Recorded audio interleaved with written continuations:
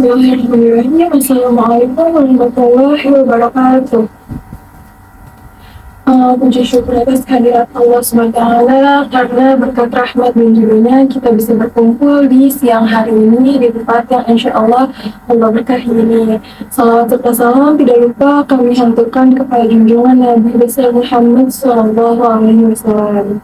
Baik, sebelum memulai kegiatan, alangkah baiknya kita mulai membacakan lafaz doa terlebih dahulu. Berdoa dengan berdoa selesai. Sebelumnya saya ingin menanyakan kabar teman-teman nih, bagaimana kabar teman-teman? Apakah baik-baik saja, atau ceria saja, atau ada yang murung, atau lagi galau, ada yang lagi sedih? Gimana? Bahagia ya. Alhamdulillah ya, semoga teman-teman di sini semuanya dalam keadaan sehat, bugar, segar, dan bahagia, dan ceria, dan semangat dalam menjalani hidup, menjalani keseharian hari ini ya teman-teman. Baik, sebelumnya apakah teman-teman di sini sudah ada yang kenal dengan saya, atau kira-kira semuanya belum kenal nih dengan saya? Ada yang kenal? Oh, baik. Belum ada yang kenal ya. Baik, izinkan saya untuk memperkenalkan diri. Sebelumnya nama saya Ranita Wira Pratiwi dengan NIM 211340204. Asal instansi saya yaitu Uin Sultan Maulana Hasanuddin Banten. Asal jurusan saya dari BKI, kelas saya 5 BKIE. Baik, dikarenakan teman-teman di sini sudah kenal dengan saya, bagaimana kalau sebelum kita memulai kegiatan, kita memulai ice breaking terlebih dahulu? Bagaimana, setuju? Oke, baik, semuanya setuju ya. Oke, ice breakingnya saya contohkan terlebih dahulu. Kita memainkan ice breaking pagi, siang, malam. Yang dimana contohnya seperti ini. Kalau saya bilang pagi, nanti teman-teman semua tepuk tangan sekali, seperti pagi, tepuk tangan sekali. Lalu yang kedua ada siang, yaitu tepuk tangan, teman-teman dipersilakan untuk tepuk tangan secara 2 kali. Siang. Kalau malam itu teman-teman nanti tepuk tangan secara setengah aja, setengah tangan, karena kan malam biasanya orang-orang tuh pada tidur ya, jadi kita tidak usah yang berisik. Jadi kalau malam itu hanya setengah, malam setengah. Seperti itu ya teman-teman, bisa kita ulangi. Jadi pagi tepuk sekali, siang tepuk 2 kali, kalau malam tepuk setengah. Ini gunanya itu untuk melatih konsentrasi teman-teman sekalian, agar saya mengetahui nih kesiapan teman-teman sekalian, apakah sudah siap untuk memulai kegiatan dengan konsentrasi yang penuh, atau masih ada yang pikirannya di mana tapi badannya di sini, atau badannya di sini tapi pikirannya di mana-mana, seperti itu ya. Baik, bisa kita mulai? Bisa ya. Baik, tepuk. Oke teman-teman, mari kita berikan applause yang sangat meriah untuk kita semua. Baik, dikarenakan dari ice breaking tadi saya perhatikan teman-teman sudah mulai konsentrasi nih, yang menandakan kita bisa ya untuk memulai kegiatan sosiometri ini. Nah, sebelumnya teman-teman ada yang tahu nggak sih tujuan saya datang ke sini? Pada teman-teman sekalian, untuk apa ya kira-kira kakak ini mau apa ya datang kepada kita gitu? Kalian ada yang kepikiran nggak saya ingin melakukan apa? Ada? Oh, belum ada ya. Oke, masih pada menebak-nebak ya. Oke, jadi izinkan saya untuk menjelaskan ya, apa sih tujuan saya di sini? Untuk apa sih saya di sini? Nah, sebelumnya kedatangan saya di sini yaitu untuk memberikan instrumen asesmen non tes kepada teman-teman sekalian, teman-teman kelas 3 BKIE ini, untuk mengambil data teman-teman sekalian untuk saya proses. Nanti akan saya buatkan program mengenai mengenai kondisi teman-teman di kelas, mengenai kondisi interaksi teman-teman di kelas, apakah berjalan dengan lancar atau berjalan dengan tidak baik ya, atau tidak lancar. Jadi di sini saya mau tanya dulu, kira-kira dari semua kalian, apakah ada yang mengetahui apa itu sosiometri? Oh, belum ada ya. Jadi saya akan menjelaskan terlebih dahulu apa itu sosiometri. Nah, sosiometri itu merupakan alat instrumen asesmen non-test yang bisa digunakan oleh guru bimbingan dan konseling untuk melakukan bimbingan pribadi dan sosial pada suatu kelompok tertentu. Lalu sosiometri itu sendiri adalah teknik untuk mendeskripsikan hubungan-hubungan interaksi sosial yang terjadi di dalam suatu kelompok. Lalu setelah tadi kan sudah saya paparkan mengenai apa sih pengertian dari sosiometri itu sendiri, lalu saya akan menjelaskan apa sih fungsi dari sosiometri ini. Fungsi dari sosiometri antara lain ada 3, yang dimana yang pertama itu ada menemukan mahasiswa mana yang ternyata mempunyai masalah penyesuaian diri dalam kelompoknya. Lalu yang kedua itu ada membantu meningkatkan partisipasi sosial di antara mahasiswa yang satu dengan mahasiswa yang lainnya. Lalu yang ketiga, yang terakhir, fungsi dari sosiometri itu sendiri untuk mengetahui bagaimana respon penerimaan sosial dari setiap mahasiswa yang ada dalam suatu kelompok. Nah, itu tadi yang saya jelaskan mengenai fungsi sosiometri. Nah, terus ada tujuan nih, tujuan dari sosiometri itu sendiri. Apa sih tujuannya? Tujuan dari sosiometri yaitu untuk mengumpulkan data mengenai hubungan sosial dan tingkah laku sosial teman-teman yang tidak lain untuk menemukan dan mencatat relasi aktif daripada struktur kelompok dari teman-teman sendiri. Baik, tadi kan saya sudah menjelaskan nih mengenai pengertian sosiometri, fungsi dari sosiometri dan tujuan dari sosiometri. Lalu yang terakhir ada asas yang perlu kita lengkapi dalam kegiatan sosiometri ini, yaitu asas kerahasiaan. Seperti itu. Lalu di dalam kegiatan ini terdapat asas kerahasiaan, yang dimana asas kerahasiaan itu merupakan asas yang harus kita jaga, atau asas kerahasiaan yang artinya rahasia, yang dimana asas ini bisa diterapkan oleh saya sendiri dan teman-teman semua. Karena dengan asas ini, semoga data dari teman-teman kalian itu bisa terjaga dengan baik, dengan rapih, dan sangat rapat agar orang lain tidak mengetahui data-data dari teman-teman yang sudah teman-teman kumpulkan nanti kepada saya. Dan saya pun akan menjaga data dari teman-teman sekalian agar tidak bocor keluar atau orang lain bisa tahu akan data-data yang teman-teman kumpulkan kepada saya.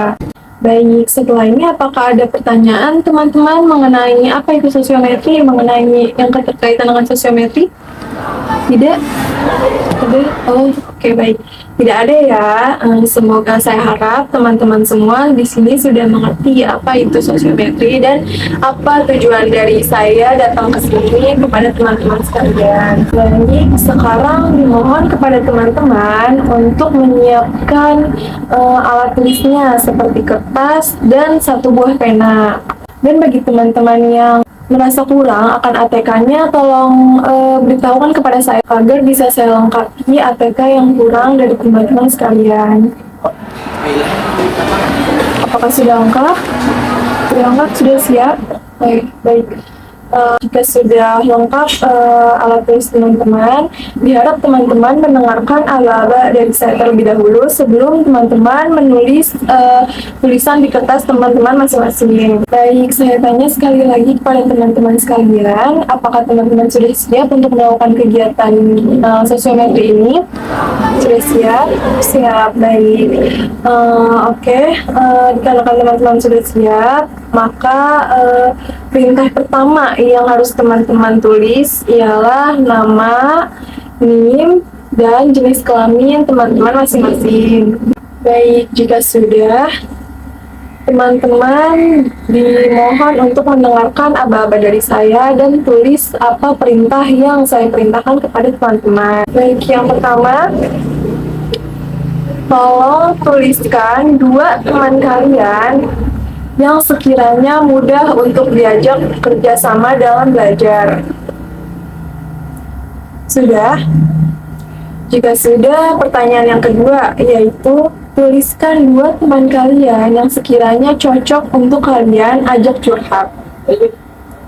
Baik, jika teman-teman semua sudah selesai menjawab, silakan dikolektif ke depan ya, untuk dikumpulkan kepada saya. Ya, baik. Terima kasih. Baik, terima kasih kepada teman-teman sekalian yang sudah sukarela mengisi atau memberikan data kepada saya yang berupa tulisan seperti ini. Saya akan mendata dari tulisan ini dan saya akan membuatkan program mengenai apa sih program yang baik untuk teman-teman di kelas 3 BKIE ini. Jadi, sebelum itu, saya ingin bertanya dulu kepada teman-teman semua, bagaimana jika kontrak yang dilakukan di minggu depan itu dilakukan di hari yang sama, di jam yang sama, dan di tempat yang sama?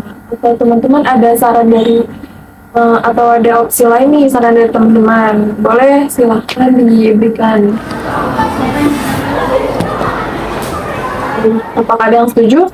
Jika kontrak selanjutnya kita lanjutkan di minggu depan, di hari yang sama, di jam yang sama, dan di tempat yang sama. Nanti di minggu depan saya akan memberikan hasil dan program kepada teman 3 BKIE untuk mengetahui nih bagaimana sih program yang sepatutnya yang sepatutnya diberikan kepada teman-teman di 3 BKIE ini agar interaksi sosial di kelas 3 BKIE berjalan dengan baik. Baik, cukup sekian kedatangan saya pada kali ini. Kurang lebihnya saya mohon maaf. Wassalamualaikum warahmatullahi wabarakatuh.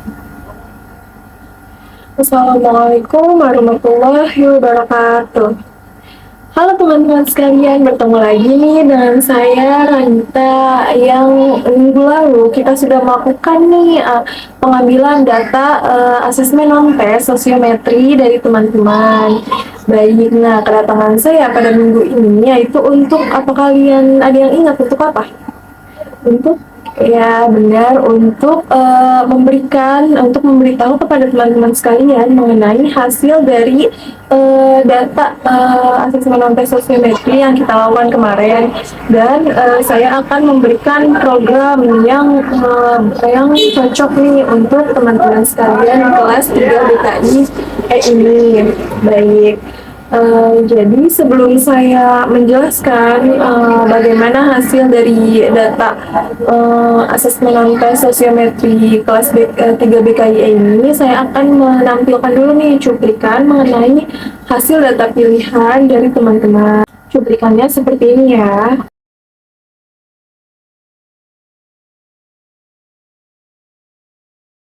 Baik, setelah teman-teman melihat cuplikan tadi mengenai hasil data pilihan, di situ terdapat 5 kotak hasil data pilihan, yang dimana teman-teman apakah ada yang mengerti nih mengenai hasil data pilihan itu?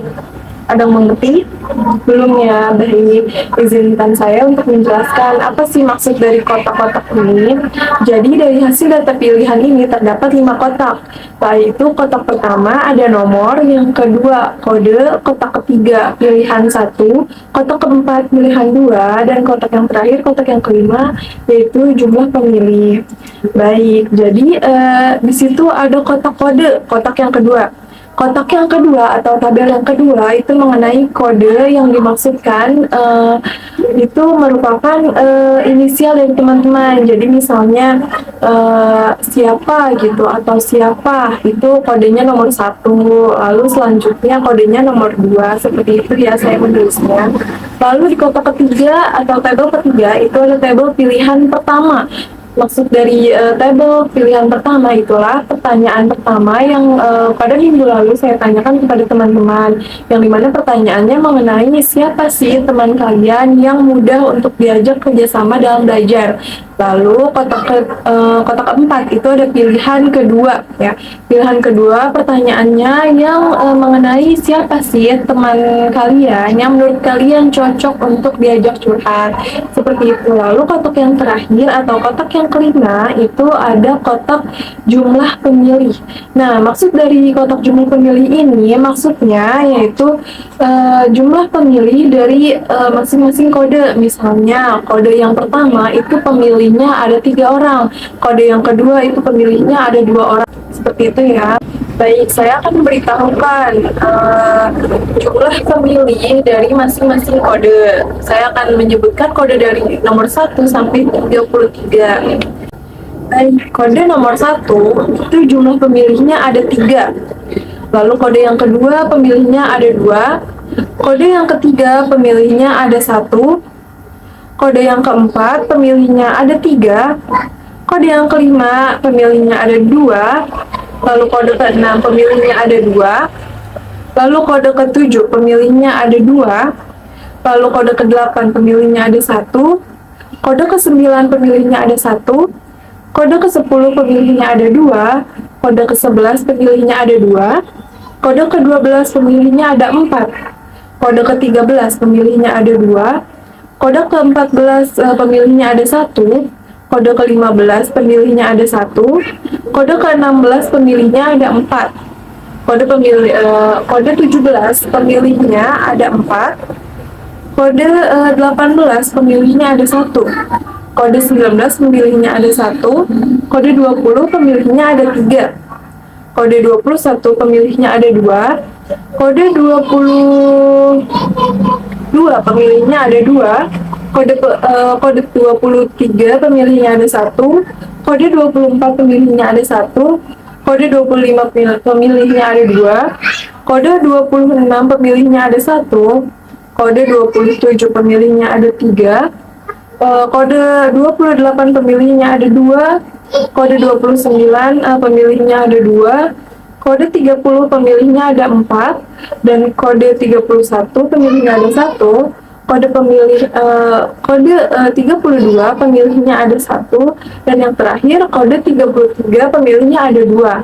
Baik, tadi saya sudah memaparkan maksud dari tabel hasil penelitian data sosiometri yang ada pada kelas 3 BKIE. Dan selanjutnya saya akan menampilkan cuplikan tentang sosiometri atau sosiogram yang sosiogram ini menentukan siapa sih yang kira-kira pemilih terbanyak atau pemilih yang paling sedikit dipilih oleh teman-teman sekalian di kelas 3 BKIE ini. Jadi sosiogram itu berbentuk data diagram yang berbentuk bulat yang nanti teman-teman akan lihat di cuplikan berikut.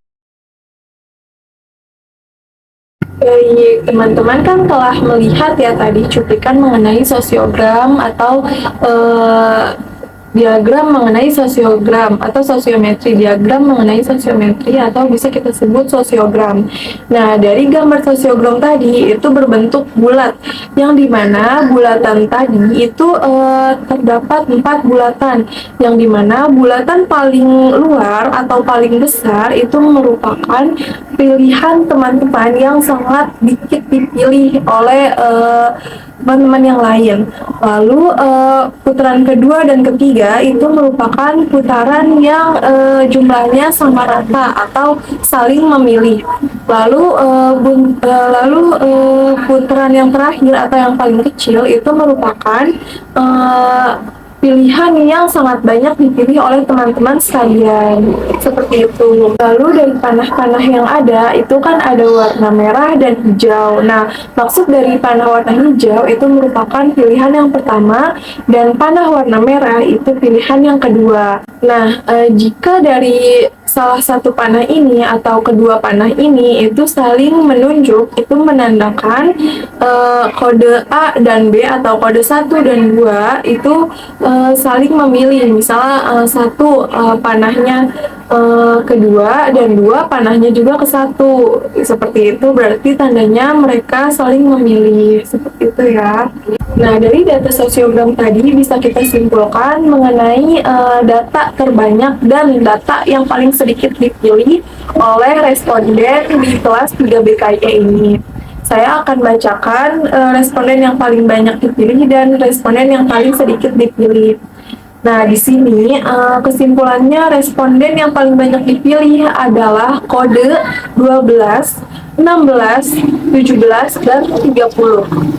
Lalu responden yang paling sedikit dipilih itu ada kode 3, 8, 9, 14, 15, 18, 19, 23, 24, 26, dan 31.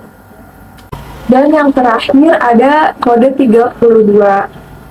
Nah, berdasarkan data yang sudah saya paparkan tadi mengenai sosiogram yang sudah saya buat, itu menandakan interaksi di kelas 3 BKIE ini kurang baik, berjalan kurang baik, dikarenakan masih adanya responden yang paling sedikit dipilih dan responden yang paling banyak dipilih.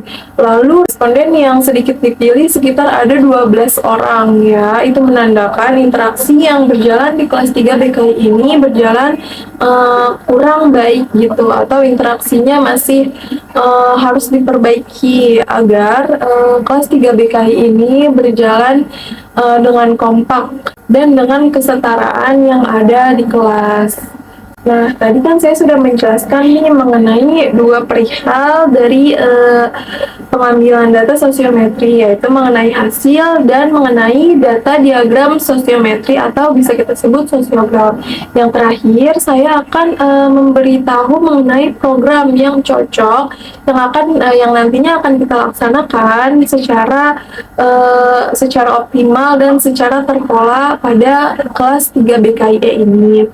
Baik, saya akan menampilkan dulu cuplikan mengenai program yang telah saya bikin untuk kelas 3 BKIE ini. Seperti ini cuplikannya.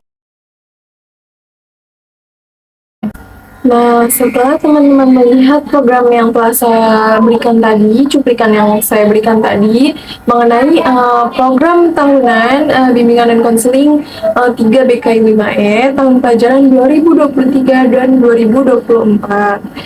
Baik, di sini saya akan menjelaskan nih agar teman-teman sekalian paham apa sih dari program yang saya bikin itu, maksudnya seperti apa.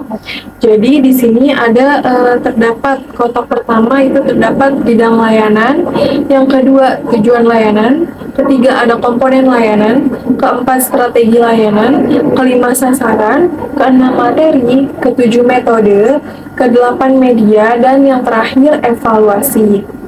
Baik, saya akan menjelaskan dari kotak pertama, yaitu mengenai bidang layanan pribadi. Bidang layanan pribadi itu tujuan layanannya itu teman-teman atau konseli bisa membangun rasa percaya diri dalam setiap proses pembelajaran di kelas. Lalu komponen layanan yang saya buat yaitu layanan peminatan dan perencanaan individual. Lalu strategi layanannya itu bimbingan kelompok. Bimbingan kelompok itu yang dimaksudkan nanti pada saat melakukan layanan pribadi, teman-teman bisa mendiskusikannya secara berkelompok, yang nanti kelompoknya akan saya bagi untuk teman-teman saling berdiskusi di antara kelompok masing-masing mengenai mengenai materi membangun rasa percaya diri dalam setiap proses pembelajaran di kelas. Seperti itu.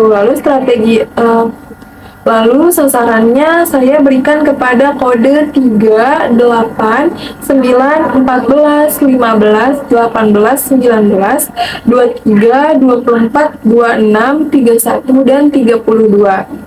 Jadi yang melaksanakan bimbingan layanan pribadi dengan strategi layanan bimbingan kelompok itu kode-kode yang telah saya sebutkan tadi ya. Lalu materinya itu mengenai cara percaya diri dalam proses pembelajaran. Metodenya diskusi, medianya bisa berupa PPT tentang cara percaya diri dalam proses pembelajaran, lalu evaluasinya nanti terdapat pada evaluasi proses dan evaluasi hasil. Seperti itu. Lalu yang kedua itu ada bidang layanan sosial. Bidang layanan sosial. Kenapa saya membuat bidang layanan sosial atau memberikan bidang layanan sosial kepada teman-teman? Karena selain bidang layanan pribadi yang telah saya paparkan tadi, itu bidang sosial sangat penting dikarenakan ada beberapa teman-teman di kelas 3 BKI ini yang merasa tidak percaya diri, yang merasa mengurung diri, yang merasa tidak bisa beradaptasi dan bersosialisasi dengan baik. Maka sangat penting sekali bidang layanan sosial itu dilakukan di kelas 3 BKI ini. Nah, tujuan layanannya itu untuk teman-teman atau konseli mampu bersosialisasi dengan baik. Komponen layanannya itu layanan dasar, strategi layanannya sama, yaitu bimbingan kelompok, sasarannya kepada seluruh anggota kelas. Lalu materinya cara bersosialisasi dengan baik. Lalu metodenya dengan role play games. Lalu medianya dengan skenario, dan evaluasinya evaluasi proses dan evaluasi hasil. Lalu masih berkaitan dengan bidang layanan sosial, itu tujuan layanannya. Yang kedua itu peserta didik atau konsili atau teman-teman mampu beradaptasi dengan baik. Lalu komponen layanannya itu layanan dasar, strategi layanannya bimbingan kelompok, sasarannya kepada seluruh anggota kelas, lalu materinya pentingnya adaptasi dalam forum kelas. Lalu metodenya sosiodrama dan medianya skenario, lalu evaluasinya evaluasi proses dan evaluasi hasil.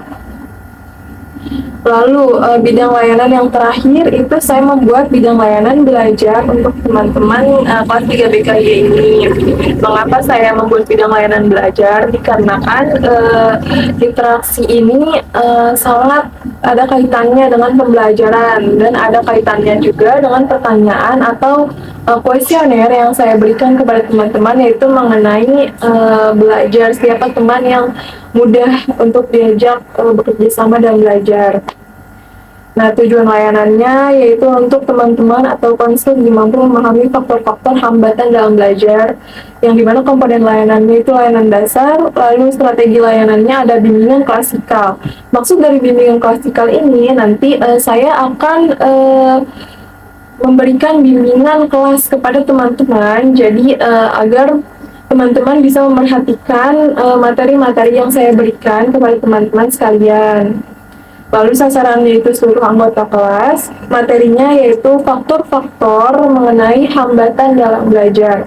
Lalu metodenya diskusi, medianya bisa berupa PPT tentang faktor-faktor mengenai hambatan dalam belajar, dan evaluasinya ada dua, evaluasi proses dan evaluasi hasil. Lalu yang terakhir masih terkait dengan bidang layanan belajar, itu tujuan layanannya itu teman-teman atau konseli mampu berdiskusi dengan baik dan benar. Komponen layanannya itu ada layanan dasar, strategi layanannya bimbingan kelompok, lalu sasarannya seluruh anggota kelas, lalu materinya cara berdiskusi yang benar dan baik, metodenya dengan metode diskusi, lalu medianya yaitu bisa berupa bahan bacaan atau video PPT atau per slide tentang cara berdiskusi yang benar dan baik. Lalu evaluasinya ada dua, yaitu mengenai evaluasi proses dan evaluasi hasil. Seperti itu. Lalu untuk pelaksanaannya, bidang layanan pribadi, poin pertama itu bisa kita lakukan di minggu setelah minggu ini atau minggu depan ya, atau minggu depan kita bisa mulai melaksanakan bimbingan layanan pribadi. Lalu setelahnya itu kita bisa melakukan bimbingan layanan sosial poin pertama di minggu kedua pertemuan kita setelah ini. Lalu poin yang ketiga dari bidang layanan sosial bisa di minggu ketiga setelah minggu pertemuan kali ini. Lalu yang bidang layanan belajar poin pertama itu kita bisa melakukan pertemuan di di minggu keempat, maksud saya di minggu keempat setelah minggu pertemuan ini. Lalu bidang layanan belajar poin kedua itu bisa kita laksanakan di minggu kelima setelah minggu saat ini kita pertemuan ya. Jadi bisa kita lakukan dari akhir bulan Oktober hingga akhir bulan November, dikarenakan kita ada pertemuan selama 5 minggu ya, jadi cukup untuk melaksanakan selama 1 minggu ya. Baik, setelah saya menyampaikan semuanya terkait hasil, lalu ada sosiogram atau diagram sosiometri, lalu yang terakhir itu ada program. Nah, diharapkan teman-teman bisa mengikuti kegiatan selanjutnya ya, karena kita di minggu selanjutnya akan membahas mengenai program-program yang akan teman-teman laksanakan dan yang akan saya saya realisasikan kepada teman-teman sekalian yang tujuannya agar interaksi sosial yang terjadi di kelas 3 BKI ini berjalan dengan baik dan benar, dan juga dengan kesetaraan yang baik. Baik, cukup sekian saya kira pertemuan kita pada kali ini. Terima kasih kepada teman-teman sekalian yang telah meluangkan waktunya untuk memulai pertemuan dengan saya mengenai pembahasan yang tadi. Lalu kurang lebihnya mohon maaf, mohon dimaafkan jika ada salah, mohon dimaafkan jika ada kurang, mohon dimaafkan.